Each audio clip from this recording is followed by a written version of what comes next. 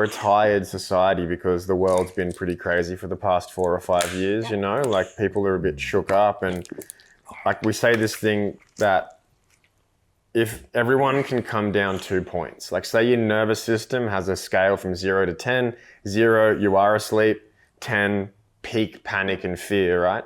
If everyone had tools or this little Swiss Army knife in their pocket that allowed them to bring themselves down 2 points, like voluntarily, like if you're sitting at an 8 out of 10, it's hard to focus. But if you come down to a 6, we're laughing, right? That's much more easier to navigate situations. And because our cognition and the cogs in our mind, when they start to spin, they can become in this like negative feedback loop.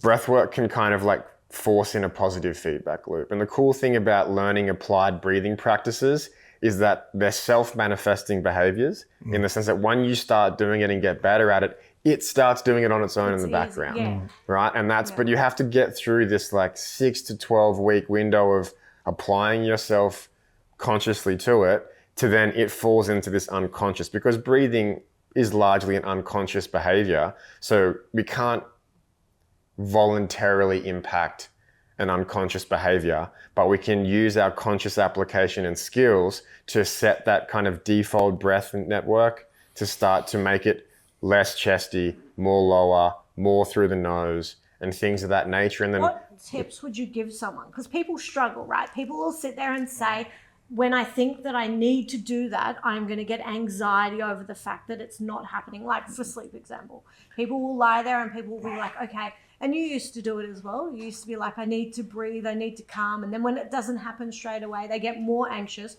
and they go from, instead of being a 10 to an 11.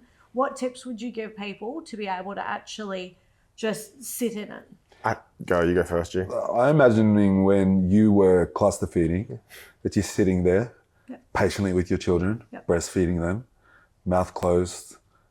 Can you remember what it was like for you? And just sitting there, just being with them. That's LSD. That's pure coherence. Pure. Right? And also, co-regulating with your child as well, right? That's simply all I'd recommend. Close your mouth and just long, slow, deep breaths. And I sprinkle on the details of when you close your mouth, you have your tongue on the roof of your mouth, but you relax your teeth. Because your tongue creates like a suction cup on the roof of your mouth, then your jaw can relax, your throat can relax. Because if like, imagine if your jaw is clenched, and everyone's got bruxism today, which is like clenching and grinding their teeth. So if your jaw and throat and everything is tense, any nervous system signals coming down, they're gonna hit tension straight away.